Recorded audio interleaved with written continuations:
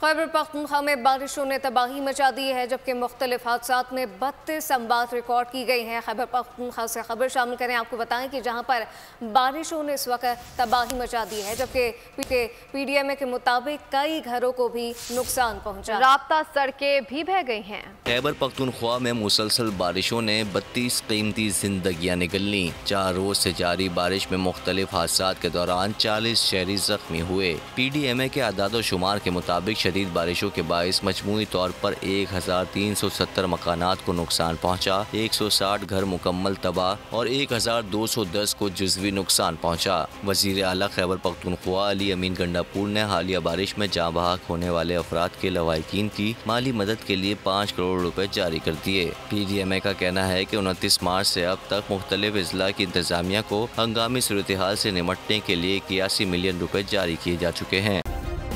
Subscribe करें और bell दबाएं ताकि कोई खबर रह न जाए।